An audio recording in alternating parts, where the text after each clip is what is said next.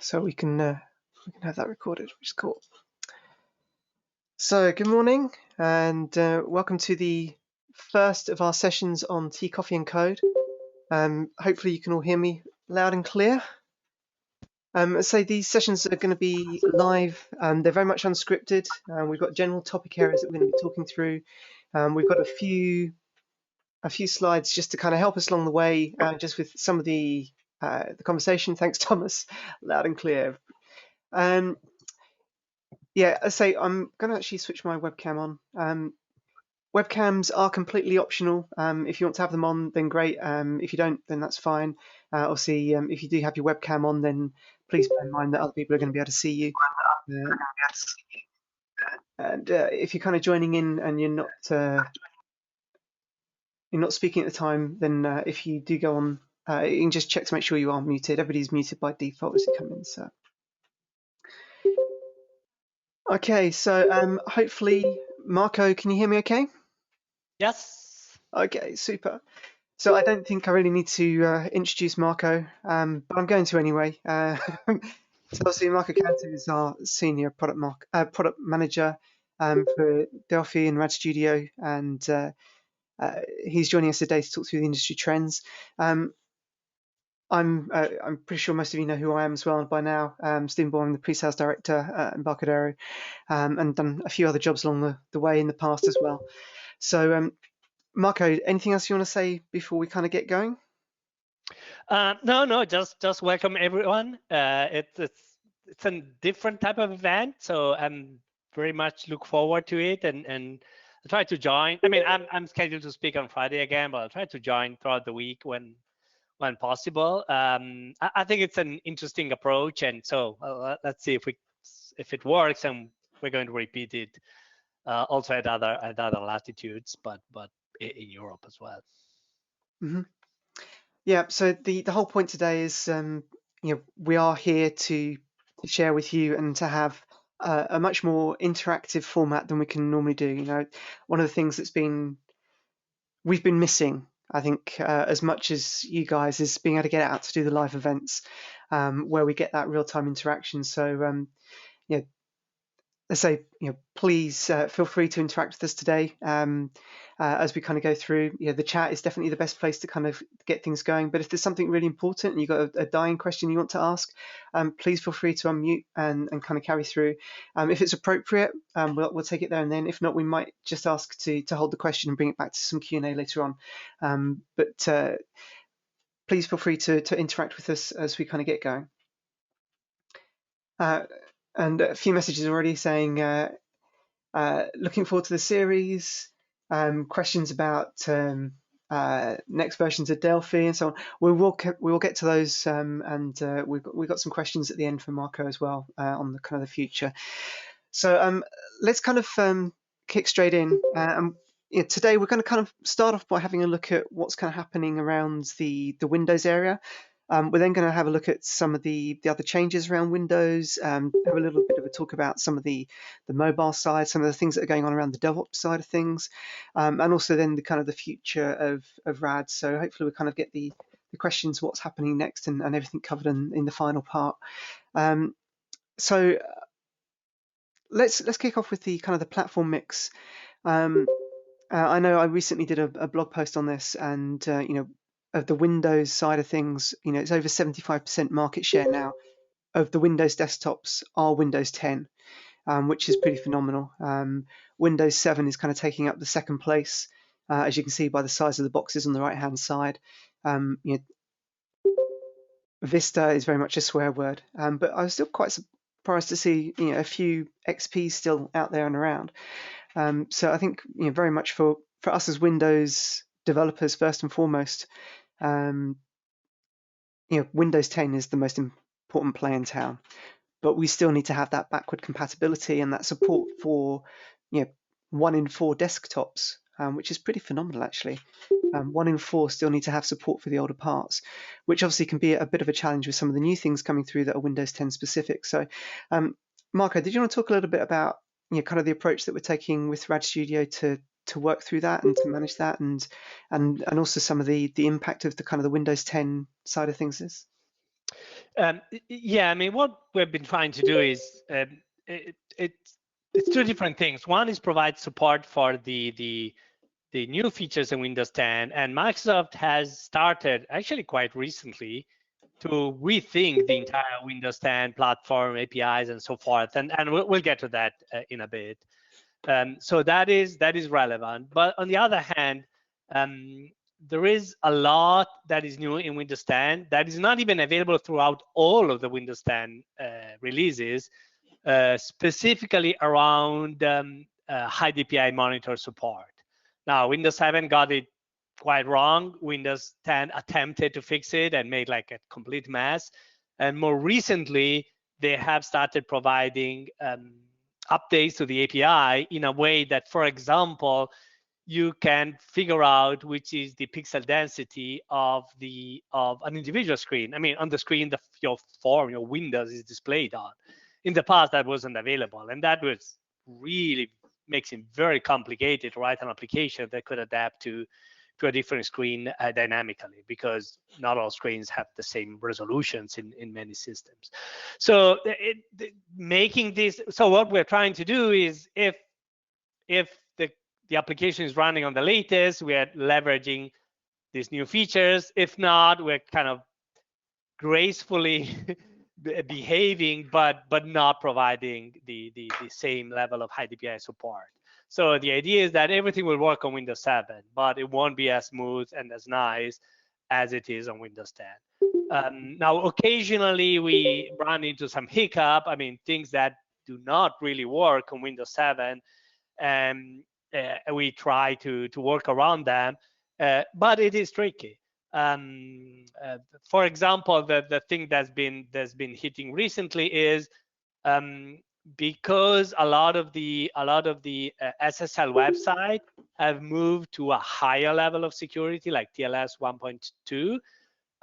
Windows 7 at the API level, that's broken. So there is a patch. So if someone installs the patch, everything is work.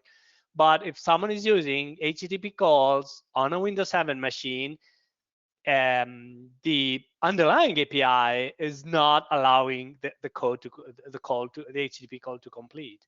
And so these are things that, I mean, for us are almost impossible to work around. It's very difficult. I mean, I'm going to expect more and more things that are going to happen on Windows 7, making it quite problematic as a platform to support. Now, again, in general, everything works, everything is nice. We do have some internal developers still on testing on Windows 7 machines, but it's hard to guarantee. I mean, I'm not saying us, I mean, but for a developer, guaranteeing that a modern Windows 10 application works on older versions, it's getting a bit difficult, and will be more over time. Now, last thing that Microsoft is even considering porting back some of the Windows 10 APIs to Windows 7, because they know it's not going away immediately. But again, then it becomes an issue of making sure that your customers update their Windows 7, and that's not trivial at times, specifically in enterprise scenarios where the user hasn't got permission to change the operating system, install patches, or do anything. Yeah, no, it is quite well, it is quite amazing how many people have shifted so quickly across to Windows 10 compared to some of the paths in the past, or it never has the uptake in the way that Apple have the same kind of uptake in their platforms and the way that people get rolled out very, very quickly. But it is, it's quite a striking curve, that keeps going up. I've had a look at the stats for the last few months, and it seems to have plateaued a little bit around this 75% mark. It hasn't really kind of changed since since January last year, or a little bit, but not much. So I think it's kind of hit its initial peak wave. And it's probably going to be hardware replacements that are pushing people out from Windows 7 onto Windows 10. And it'd be interesting to see kind of, let's say, how much of that kind of does get pushed back now, because I'm sure, as you said, Microsoft is seeing the same kind of thing, which is pretty cool. So it'd be lovely to hear, your feel and your feedback in terms of the chat. So, what are you finding with your customers who you're targeting at the moment? How much are they pushing you around Windows 10 side of things? How much are you kind of having to encourage them into kind of being aware of the changes that are happening? Certainly, I think one of the major things that we've seen is that, Marco mentioned about the high DPI support. The number of customers who aren't even aware that all of a sudden their applications are going to be struggling if the customer, if their customer is running, multiple monitors with different resolutions, and all of a sudden the icons on their application they compiled, 10 years ago, it's always worked on Windows before, suddenly are kind of, minuscule and hidden away, and it really kind of affects the usability. So, how many of you kind of picked up and moved up? It'd be good to see some of those kind of comments in the chat as we kind of carry on through. Okay, so we kind of touched a little bit into it already, but I know you've got some interesting stuff here, Marco, about the kind of the core trends that we're seeing around Windows 10 changes. Yeah, looking a bit towards the future, and by the future I mean 2021, 2022 timeframe. Although partially, some of the Microsoft new deliveries are available today. So something was delivered actually in 2020. But Microsoft is rethinking the platform, and here I'm talking for developers. Let's forget about the users at this point, but for developers. So if you've been around, you probably remember that when Microsoft introduced Windows 8, they started with this universal Windows platform thing, writing applications that are going to run on your desktop, on your phone, or on your game console, on your, I don't know, viewer, whatever. Any form, any device, any form factor, anything. Now that, because Windows remained largely, if not exclusively, desktop, that entire plan collapsed quite badly. But for many years and until recently, Microsoft kept this kind of schism where some of the APIs were available only as part of what is called WinRT, which is technically a different API than the traditional Windows API. It's something that we from Delphi can invoke and address, and we provide even components like the notification that goes through the WinRT APIs. But only a portion of those APIs were available. If, for example, anything that had to do with the screen and with user interface controls and so forth was not available for WinAPI, traditional applications like those we built. And so the Microsoft has been going around back and forth. They had this desktop bridge idea. They had a bunch of other things floating around, but they kept saying, hey, eventually you'll have to drop your old legacy WinAPI application and move to the new world. What reality is, no one did. I'm not saying Delphi users, I'm saying Visual Studio users. Everyone with an MFC application kept it. Anyone with a WinForms application kept it. Anyone with WPF application kept it that way, because that was a total rewrite. And while developers don't just totally rewrite their applications for fun, unless there is a business need. So what is coming along is a new project. It's called Project Reunion. It's extremely open because everything, including discussions, plans, artifacts, is on GitHub. So if you find Project Reunion on GitHub, you can find all of the information. And it is significant because the idea, the term reunion is for unifying the two APIs. So there will be a single API that encompasses what is known today as Win32, as what is known today as WinRT. Everything will be available for every type of applications. Plus, they are introducing new subsystems specifically meant, for modernizing application, and that are going to work for the traditional API. One example, the WinRT applications have a lot of application execution concept. You can have a singleton application executed only once, or multi-execution application. This is built in at the operating system level. I mean, yeah, we can write code to mimic it, but it's code. I mean, this is at the OS level, but this has never been available for Win32. Now this library is being released. And again, WinUI 3, which is the new Windows UI API, is becoming available to Win32 applications. So what we can envision is that you can keep some of your forms VCL, and some of your forms could be using the new UI. And even if you move all of your forms, you don't have to move your business logic or change anything else in your code. So Microsoft is really ramping up with this project. It's really extensive. It's almost not a rewrite, but a reconfiguration of the entire platform API. And we are working with them. I mean, we're looking forward to be ready when they start releasing things. We already have the Edge browser integration. We have MSIX integration, which are two cornerstones. We are working on a WinUI 3 integration, and we are considering other projects that Microsoft has just announced. So that's interesting, because while in the past we were always kind of chasing, either Microsoft is saying, hey, the future is .NET, and so we were getting customers worried, oh, if the future is .NET, what's going to happen to me? I mean, the company was so worried to invent, I mean, a VCL.NET to be able to take your code over, that didn't work terribly well. But because what Microsoft was saying, everyone, if you're not .NET, you're going to be cut out from Windows. Next, they said, if you're not WinRT, you're going to be cut out from Windows. But I guess that wasn't so impressive as a message, and not many people believe that.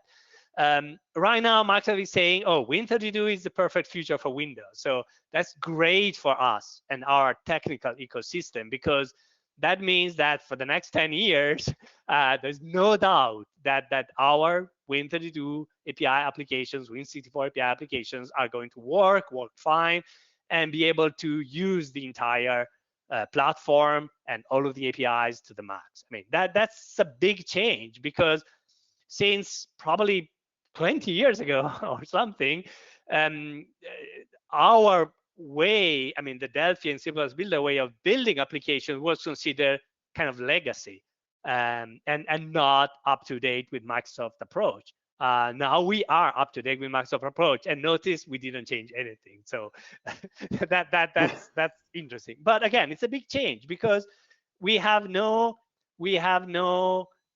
worry going forward, and our customers should have no worry going forward, because again, we are on the platform. We can target reunion today. No doubt, no technical challenge there. So that's interesting. And because there was a question, Microsoft, the idea of bridge application is basically going to disappear. So any application will be an application. So the fact that today you have to go through the bridge approach to be able to invoke some of the APIs, that's going to disappear. So any application, any regular Win32 application, will be able to use all of the API. Now, it's not true today, but that's what Microsoft has promised. I think that's a really nice point, Marco, just because, you know, the way that we do the development, I think this is one of the other things that's very cool about, you know, the RAD approach, is that calling the APIs for the store today, we've got components with events, models driven, with everything plumbed in, which is what you're connecting into and using in your code. So in terms of the impact for you, Scott, and for anybody using those, there should be none, because the components are going to be remapped. As you know, that's one of the things that's really powerful from the RAD approach that we have. So which is very cool. Yeah, you will still, I mean, there will still be a different flavor of application. So the fact that, but Microsoft is trying, and that's a slightly different trend. It's outside of Project Reunion. Microsoft is trying to push the model for a package application throughout. And a package application is an application that runs in a sort of virtualized environment in terms of disk access and registry access. But that's mostly a safety concern for the platform. It hasn't really got that much to do with the APIs you're calling. So the concept of applications that are packaged, so MSAX or Apex, is going to remain. But at some point, that would be the way to run an application if you want security. And they're also going to introduce other security mechanisms that are coming, but whatever.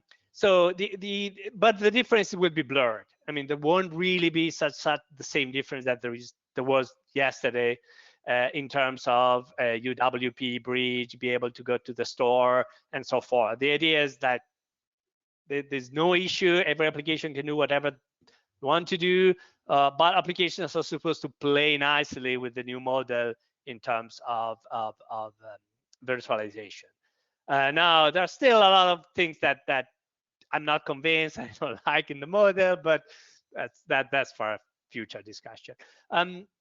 That's one thing I wanted to mention. The other thing I wanted to mention, and I don't want to spend too much on it.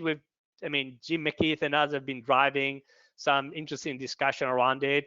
Is, I mean, while Microsoft got itself busy with this UWP and all of this mess that developers couldn't understand and didn't follow, what's happened is that the Microsoft Windows platform has been plagued by a really, really worrisome approach, which is it's simplified by Electron. I mean, nothing against Electron, is an interesting technology, but for building a Windows UI application, the fact you are building the UI in JavaScript and HTML, you are deploying a Chromium custom browser, and you are deploying Node.js on the same machine so that the Node.js can provide a conduit to the operating system. So you have like a multi-tiered JavaScript-based architecture that you're deploying for each application. So 10 Electron apps, you have 10 Node.js and 10 Chromium and 10 of everything.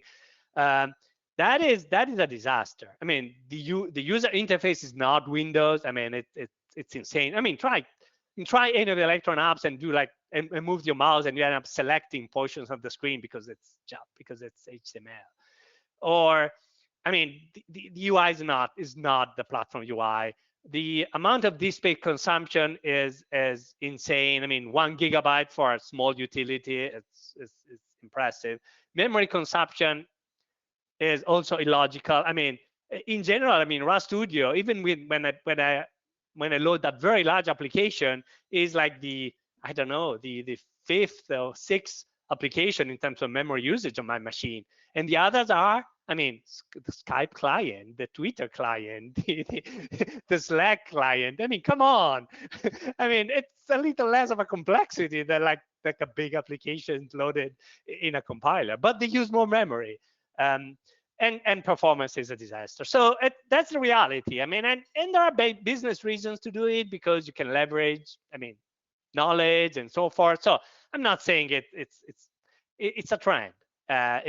There are reasons we got there, but it's also not great for the Windows platform because this is not helping you, I mean, use the hardware you have in a reasonable way, and also having a nice, pleasant user experience in terms of how you use the application. But again, there is a long white paper. There's a lot of discussions out there around it. So I wanted to mention it because that's the other big trend we are seeing on the platform. We're not really competing with Microsoft today. We are competing with this technology, which are really alien from the Windows world, but have been capturing a lot of traction. Yeah, I've been doing some work on a white paper recently and been looking at some of the different options and actually kind of looking back at the history of where the whole kind of RAD development and agile and everything kind of spawned from. Looking at back at the day when Delphi was launched and the active software development design patterns that were done at the time. how they're evolving from engineering and through, and how some of the things over time have then moved towards more the agile approach. And then as the platforms have evolved and changed over time, and that need to kind of get across to different platforms, and that immediate push to web because it was the simplest, easiest way. And what we're seeing now is the legacy of that, in terms of the simplest and easiest way to sometimes to get out to these different platforms is through web technologies, which have evolved. But we're now at the point that we've got these desktop applications, which are basically mini websites, and the challenges that come with that. Whereas on the other side, you look at the market, typically takes around about 10 years for platforms to evolve and to get the ecosystems and everything up and running. And we've definitely seen that on the mobile side, that the platforms have evolved, all the the complementary assets that we need around it with the app stores and the update mechanisms and all those kind of things are very much in place now.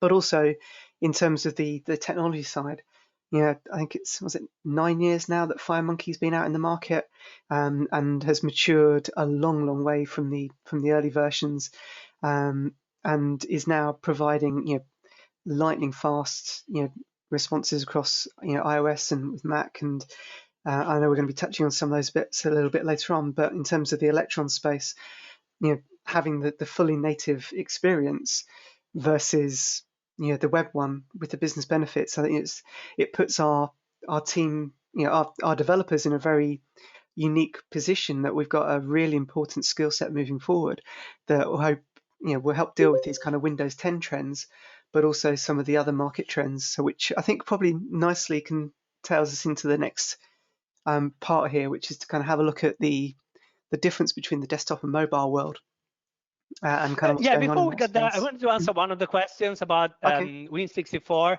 although Glenn actually already provided a very good answer. So yes, it's true that Microsoft is pushing the operating system to be 64-bit. That is a natural trend. We don't really foresee Microsoft dropping support for running 32-bit applications like Apple has been doing on their side. I mean, Apple has been more strict in getting rid of 32-bit executable for the platform. Now they're even getting rid of Intel, but that's another story. So what is happening on the Microsoft side is because they're focused so much on compatibility. I don't really see, I mean, Win32 application compatibility to disappear in anytime soon. Now, as we are pushing RStudio users to be 64-bit, because it's not even our code, it's some of the utilities and services that we use, for example, some of the Android SDK tools and others that are really broken on 32-bit Windows. So we are asking for Win64 machine to run RStudio, but what you produce with RStudio could be equally 32-bit or 64-bit. And I think from the Delphi side, we are more focused on 32-bit. C++ builder, because of C++ and because of the nature and the trends are slightly different, has been refocused more on Win64 as the main platform compared to 32-bit. But for Delphi, Win32 remains the key target. Okay, cool. So yeah, just yeah, okay. I think we're done with questions and bits on there. So yeah, in terms of the platform mix, then I think this is a very interesting kind of slide. This is a kind of picture of two halves almost. On the left-hand side, it looks at the desktop, mobile, and tablet operating systems in the market, and the blue line being Windows, the green one being Android, which we can see now is they're pretty much neck and neck, flip-flopping back and forth between who's got the most. The yellow one is iOS, which is a considerable market share, around about 12 to 15%. Mac OS, which is around about 9%, and Linux in terms of the desktop being pretty low, a percentage point or two. So that's quite interesting in terms of the mix. On the right hand side, it actually looks at the type of device, desktop, mobile, or tablet, and very much the mobile devices now are just slightly ahead of the desktop devices that are connected and people are using, and the tablets providing a pretty small amount of the actual devices that are being used on a regular basis. So very much if you're developing something new, it's very much desktop and mobile together. And once you've then got that sorted, look at how you can improve it for tablet, unless you need to define something for tablet as the start point. Anything to add on that, Marco? No, not much. I mean, that's the reality we live in today. Now there are moving elements, like for example the adoption of ARM for desktop. So there are some trends that are happening a bit behind the scenes here, but overall, my expectation is this type of mix is going to continue for several years. And so, I mean, getting rid of desktop, specifically on the business side, is not practical. But at the same time, you can't ignore mobile and the mobile market. So finding a good balance and finding solutions that allow you to run and target both with the same code is still a fairly relevant issue. Now there are lots of companies that are introducing new multi-device solutions that go across desktop and mobile. It's still a market that's moving a lot. It's not stable, and so we'll see. I mean, but that's also true. I didn't mention it on the desktop. I mean, that the fact that Microsoft is changing their approach implies that all of the vendors have to adapt, and it's there isn't like a clear-cut scenario in terms of dev tools and who's better positioned to achieve. And same on the desktop and mobile world. I mean, there are lots of big companies that are going to have a significant weight, from Google with Flutter to Microsoft to others. That's obvious. I mean, but in terms of technology, we have a good technology that we keep improving, and it's not probably something you can use for each and every scenario and application, but it can cover certainly a significant part of the application that you can envision on mobile, which don't have the scale and the complexity of a desktop app by design. And so while it's not as optimized as you could on Windows compared to VCL, when it comes to application that makes sense across platforms, it delivers a good value. Mm-hmm. Yeah, I think the thing that's quite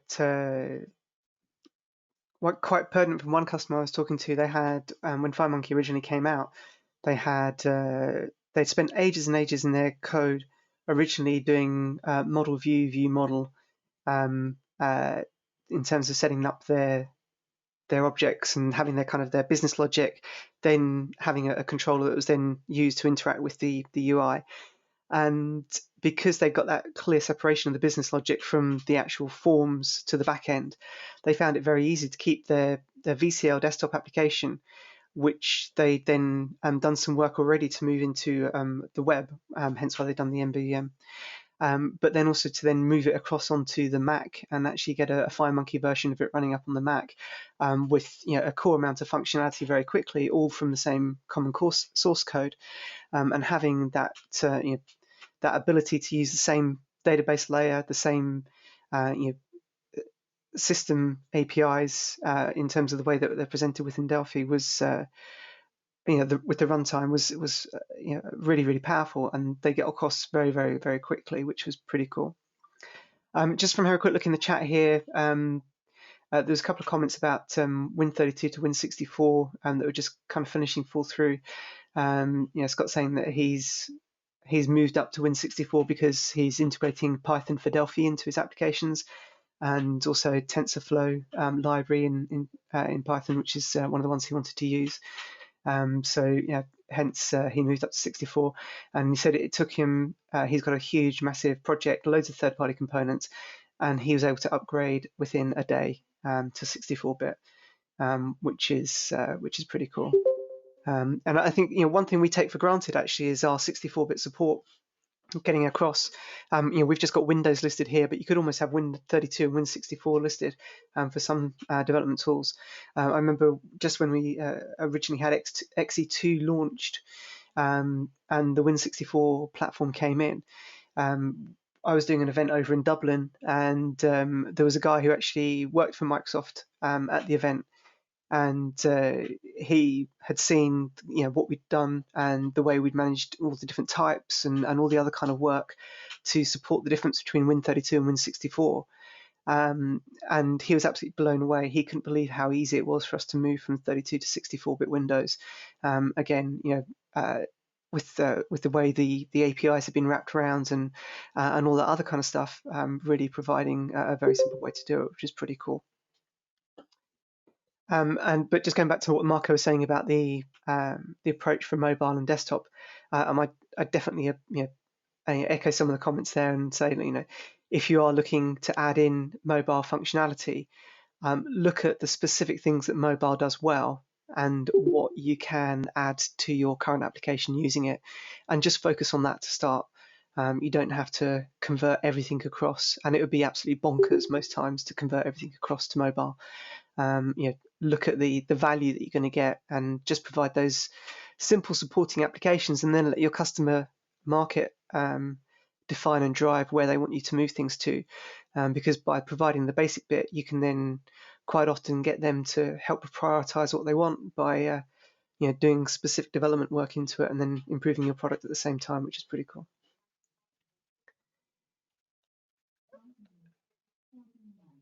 Okay. Just having a quick down the other chatter. A few comments about the UK Dev Group. So hello to everybody from the UK Dev Group. To those in the UK, hopefully for those of you who managed to register up early enough, you managed to get some nice coffee through. I know Grey Matter, who are part of a few thumbs up going through there, and a mug up as well. I know that stuff smelled absolutely gorgeous. Unfortunately, it gave my wife a headache, so I've had to put my bag out in the back end of the garage. But that's all pretty cool. Okay, I don't see anything else specifically on this topic point here, so let's move on. So in terms of the mobile trends, we kind of touched a little bit about that already. Yeah, I mean, we can add a couple of tidbits, but reality is the native platforms are currently the leading platform. I mean, that's obvious. There's probably an exception there, but it's a bit outside of our classic realm, which is Unity, which is probably the most used platform for games, which is a cross-platform library by nature, C++ and so forth. And actually, by the way, we are, I mean, our well, not sister company, I mean, it's part of the company. Wall Tomato is a C++ add-in that's used a lot by Unity developers. So we are in touch with Unity from a different angle, still part of Idera. And so that's relevant. Now there are some that are making some inroad. Flutter is an interesting example, and there is a minor detail that probably the main designer of Flutter is the person who originally designed the VCL. So there's something there that's coming across. Microsoft is supposedly rebuilding this entire Xamarin plan and approach with a new library coming out late 2021. There is certainly movement, as I was saying, in the space. Now, if you look at the technology, FireMonkey has and had for quite some time a few features that are still not found in this competing technology. For example, the ability to customize your UI per platform at design time without having to write code, the live review on a device, and some of the other things that are shared. The thing I want to mention, though, beside those technicalities, that I mean, for quite some time, there was this big debate between, oh, you should use native component, you should use something painted on screen. And for example, Xamarin was an advocate of saying, no, you can only use native component, because that's where you get platform fidelity, which is technically a reasonable point. But the reality is that we're claiming you can still share 80% of your code, and that wasn't true. I mean, you don't share 80% of the code. I mean, because in a mobile app, I mean, so much of the code is UI. It's more than 20%. There's no way out of it. So reality is there was a big push towards Xamarin Forms. And again, there's a big push on Flutter, and Xamarin Forms of Flutter end up using the same approach FireMonkey uses. So style application where you mimic the platform UI and you render your UI differently on different platforms to some extent, but through a styling mechanism, and you're just drawing to the GPU. Now, Flutter has its own GPU architecture because of it, which is fairly optimized, I have to say. Not exactly sure what the new Xamarin Forms are doing, but Xamarin Forms are targeting that. But on the other hand, it's like using FileMonkey styled only, because they do not have the same ability, the same flexibility in mixing native and style controls. They don't have it today. They might have it tomorrow. So there are two things that I find interesting here. One is that we've heard so many, complaints about, oh, FireMonkey architecture is wrong. That's not the way to do multi-platform through styling. But it looks like everyone who's not doing native is now doing exactly what FireMonkey has been doing. So it's good, because it means that the approach and the logic is not a bad approach and a bad logic. Now, yeah, we can discuss optimization, performance, other things, technical details, but the overall approach is a sound approach. It was 4 years ago. Because we started early, we've been able to improve it, and again have a mix of native and style controls that is somehow a bit ahead of what others are doing. But it's a reasonable approach, because if you want to do cross-platform, it really has to be single source. Otherwise, if you start having different UI logic and different UI code for each platform, then you go with the native tools, because at that point it's like, what's the point? I mean, sharing 50% of source is not sharing source. So the focus here by all of these libraries is try to achieve single source, multi-platform type of solution, which is what FireMonkey has been working on, has been doing for some time. Now, clearly, FireMonkey is a niche role compared to some of the others. I mean, solutions coming from very large companies. I mean, it's not we can compete with Google on Android. But again, if you look at the technology, it's nice, and we've seen more and more usage for even outside of our main focus, like for example for games. I mean, we're seeing more and more games using FireMonkey as the underlying architecture. So not the UI per se, but the entire structure and approach for application services and so forth, and then driving the UI with direct solution. Yes, as Glenn says, the new solution coming from Microsoft is what is being called MAUI, but it's not there at this point. I'm not sure if it's in an alpha stage or exactly. Yeah, I'm interested to see how the Xamarin updates turn out. I know one of the big challenges they had on the past for iOS development is that they had to compile down to native for iOS, but at the same time they then introduced a garbage collection into iOS because they needed a garbage collector to run because of the .NET code, and because of the way that they're having to compile down, they lost a lot of language features like generics. You just couldn't use generics in your code if you were building a Xamarin application. And the other problem with it on Android is that you then end up with two garbage collectors because you've got the Java one plus the .NET one running. Yeah, they've been having worse performance issues than we've had on the Delphi FireMonkey side. So it's I mean, honestly, it's a complex space. I mean, I don't want to belittle what others are doing, because we know it's extremely complex. While there is a lot of commonality in the mobile platforms, Android and iOS are fairly distinct and provide significant differences that are not easy to overcome in a unified framework. On the other hand, the distance between mobile and desktop is very large, because so many concepts don't port, don't apply, don't match, that honestly, I mean, it's far from simple to have a solution that works across these different platforms. So that's something we've been seeing, and we've had difficulties in having the best integration with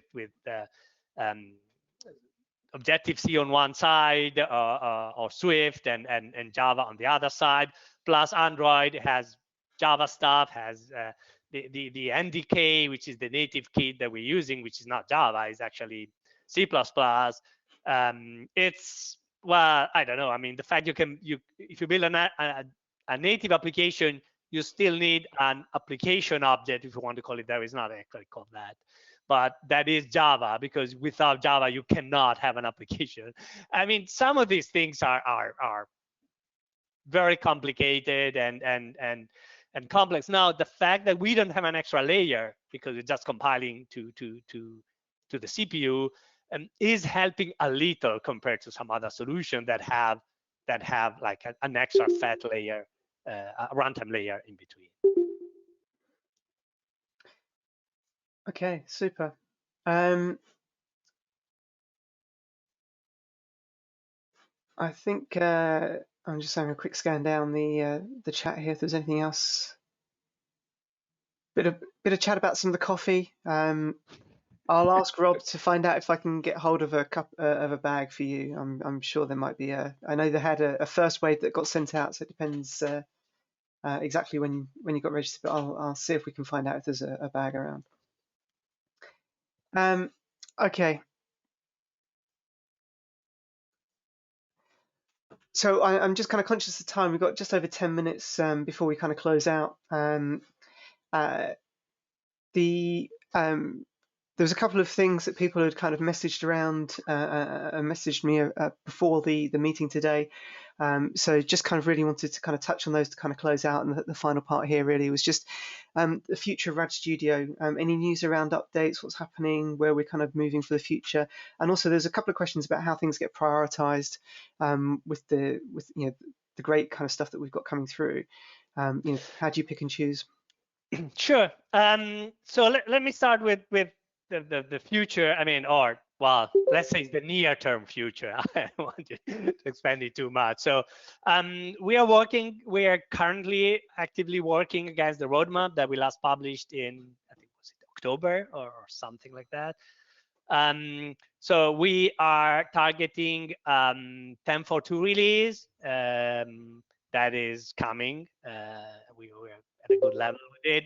It's public knowledge that there is a beta, because there was a public invite and people under subscription can join the beta. So we're working there. I think we are trending nicely. Still some work to do, but that is coming out. And also at the same time, as per the roadmap, we are planning a 10.5 release later in 2021. Actually, we have started working for that as well, because it has a couple of significant features that you don't build in a couple of months. And so we have started some development for the 10.5 release. Beyond that, it's considering a 10.5.1 and things like that, but things are a bit more undefined. Although we are actually starting a 10.5.1 project shortly. How are things prioritized? That's difficult. I mean, we need to take into account at least 3 different factors. One is specific requests from our customers to keep their business going.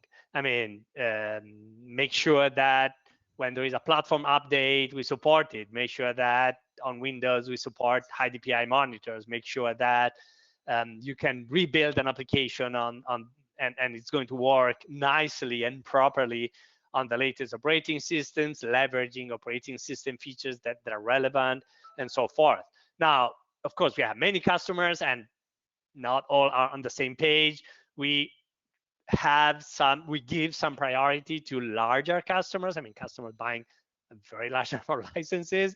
We give some priority to customers who have great projects and ideas that are worth for us to share in the market. We are looking for customers that are more typical. I mean, they do this type of application that we know a lot of customers do, rather than someone doing like an esoteric type of app that is pretty unique. So that's one angle. I mean, make sure that customers get the quality and the core platform features that they're asking for. Now, customers also ask for other and new platforms and trends and directions. And on that respect, we have to mix what are the customer requests for new platforms with what the market is doing. And it's not always easy to interpret, I mean, market trends and directions. It would have been easy, I mean, a few years ago to say, hey, stop everything, let's support the Windows Phone. Because, well, that seemed to be coming up big. We waited and then it faded away. And we skipped it, and that was good because we avoided, I mean, losing a lot of money and effort and R&D focus on something that didn't happen. But at times there are other things that move fast and are happening, and you can miss them. Again, it's easy to say, hey, you need macOS ARM, because hey, next Mac you buy, it won't be Intel native. So that, for example, is an easy trend and something we already are working on, and it's part of the 10.5 release. What about Windows ARM? That's a bit more tricky to evaluate, because Microsoft is providing great compatibility with Intel apps, although not as good as Apple. But on the same time, they keep rumoring and pushing for ideas of ARM-only Windows devices that are not going to be running Intel apps. So, for example, that's a platform that we keep juggling, and at some point we might jump on it, or we might decide, well, no, it's going to remain a niche and not a mainstream way to use Windows, and so we can skip it. But it is difficult. I mean, it's difficult because then on the other hand, I mean, not all platforms have the same cost in terms of development. So if you're targeting a platform that is less complex and less expensive to target, is one thing. If you're targeting like a completely new platform, I can suppose tomorrow there's a new CPU that's starting to take over, that's much more challenging. So it's a mix. I mean, the technical side of things, the estimates in terms of development effort and cost and value are all put together, and then we try to pick the right solution and the right approach. And that's at the large level. At the smaller level, it's even more difficult. I mean, do we spend more time on SOAP versus RAS? Do you spend more time on floating point performance versus I don't know, big integers? Do you spend more time on one database versus another? Then it becomes a bit more subjective. But again, we do monitor customer requests. We talk with customers often. We do surveys. We try to get a lot of information from what our customers need today, in trying to evaluate if something has priority over another thing. Of course, I mean, we're getting so many requests that there's no way we can even do the majority of them. But that's the type of triaging and juggling that we always do. Yeah, but I think one of the interesting things or trends to kind of pick up from what Marco's been discussing there is very much that, we're looking at the platform element of it. What we need to do as a developer, as the toolchain provider, rather than focusing on what it is that we can have the community and our third-party ecosystem working on supporting, because we've got some great and a growing, third-party ecosystem out there again now. And they're able to provide and put together some really cool components and other things around the edges. But unless the actual compiler is in place, we can't reach that platform. So very much looking at, Yeah. that is very much part of the decision making process as well. Yeah, and the other thing, honestly, I mean, it's at times it's nice to think in abstraction about platforms and features and think that would be nice. For example, I see lots of people mentioning Raspberry, and yes, that would be great to have. But we need to also to balance the business side of things. I mean, like if we were to introduce a new platform, who would be willing to spend like an extra $500 a year to support the platforms, even if we don't charge extra? I mean, if it is gets folded in the same product, but that's a question we need to ask ourselves, because if no customer is willing to put it, if a customer would love a platform, is not willing to put an extra dollar on it, then it's a great platform to have, but it's not a platform to spend a lot of money onto. So at times there are things that we would love to do because, well, we are developers, we're technical, we share the passion that some other do. But from the purely business perspective, not everything makes the same sense, because there are platforms that are most used by, I mean, by different groups of people, and that might not be relevant in terms of the core business customers. And same thing, I mean, we at times we do put features in enterprise only, and the distinction is always debatable, of course. But at the end of the day, we need to make sure that we have enough customers on enterprise. Otherwise, we'll have to, I mean, reduce R&D spending if we don't make enough money, and that will be bad for the entire product and ecosystem. So also what goes into platforms and so forth is a juggling act. One thing I want to mention is that we are also focused, because that was raised, we are also focused on doing a new community edition based on the 10.4 code base.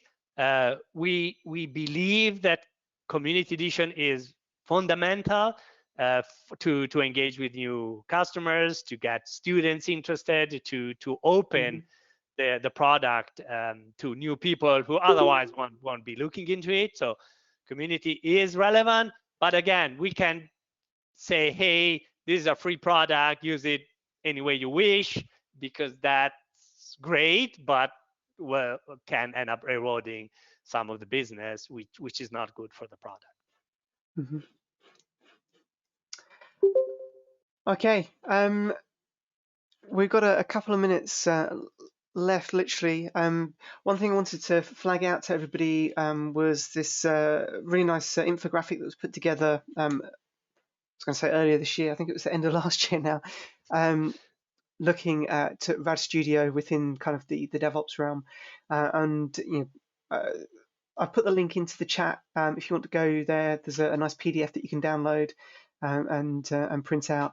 It really kind of looks into loads of the different kind of areas that we kind of cover through, highlights a few, not all, but a few of the components out in the ecosystem that you can connect into to help complete through the DevOps side of things. We're hearing a growing amount in terms of trends around DevOps, and RAD Studio has always been evolving and supporting the latest and the best practices with with development. One part of it is obviously the tooling, but the other part is how you guys use it. And all the way through introducing unit testing, back in the 90s, and all the other kind of parts. We've been supporting kind of the best practices for Agile, and now into DevOps with some of the parts that are around, and also with RAD Studio and RAD Server, sorry. we've released out our first Docker images, so they're available to download and use for rapid deployment through. It wasn't kind of the purpose of this session to talk about DevOps specifically, but if you are interested in that area, I definitely recommend having a look for the session that Malcolm Groves did in terms of Docker support. There's some really, really interesting stuff discussed there, and certainly kind of spinning up and getting new databases going very, very quickly that you can then connect to and then dispose of afterwards. Well, really, really, really powerful session to kind of have a look through. Marco, are there any further questions in the chat there that you want to pick up or say anything on before? No, I mean, there are a couple of things that were asked that are worth following up. So I invited one specific person, but like in reality, everyone to feel free to follow up over email for more specifics. The thing about the HTML5 builder, it's true it was dropped. That was dropped, I mean, a lot of time ago. It's not exactly that. I mean, your robot feature you can open up like development for a new platform. And again, we are, I mean, targeting new platforms. I mean, macOS ARM is a new platform. We added Android 64-bit and macOS 64-bit within the last, well, a year and a half. So we are really constantly adding new platforms, even if it's not new operating systems, it's still technically a new tool chain, new compiler. I mean, retest everything in the RTL and the libraries. So these are not trivial efforts, even if they're just maintaining support for operating system we already support. Yeah, and I think we all need to kind of take our virtual hats off to the R&D team for the speed they managed to get those compilers out from having the drop in the market about, we're changing the app stores to 64-bit only from Apple, and then Android following on not long afterwards, just because Apple have done it with no technical reason whatever to have it on mobile, which doesn't have more than 4 gigabytes of memory on a phone. So don't even get me started there. But absolutely phenomenal the speed they managed to kind of turn those out. When I look back to when I think the 64-bit Windows platform came through, and then moving out onto the first iOS platform, the R&D effort was normally around about 18 months of lead time to kind of get some of that stuff done, and to get 2 out in a year just shows how well the R&D engine is really turning at the moment with the background, with what's going behind the scenes. So I think well done to the team for that one. Okay, guys. So thank you very much. I hope you've enjoyed today's session. Tomorrow is I'm going to be bombarded by Daves tomorrow. It's for those of you in the UK, I think I'm going to have to put it onto +1 as well, because everything we have a TV channel called Dave. Everything on Dave is kind of run and repeats and after repeats. So, but we've got 3 Daves joining us tomorrow: Dave Millington, David Hoyle, and Dave Notage. So, Dave Millington obviously is the C++ product manager, and he's in charge of the IDE within the development. David Hoyle is actually a leading author on the Open Tools API, and the other Dave is also heavily involved with the Open Tools API and around. So 3 really knowledgeable people to talk in and share some of the kind of cool stuff that's happening around. So thank you for joining us, and thank you especially to Marco for joining us today. I will make replays available as soon as we can logistically, and the slides also will become available for those who want to grab hold of those. So yes, thank you to everybody for all the good comments that are flushing through, and it's been fun. See you tomorrow. Loving the format. Brilliant. So look forward to same time, same channel. And really good number of people on for a live event as well. I see we peaked at over 70 people joined on today, which is great for the first time that we've run this type of event. So that's cool. Okay, guys, thank you very much, and we'll see you all soon. Thanks. Bye bye. Bye bye.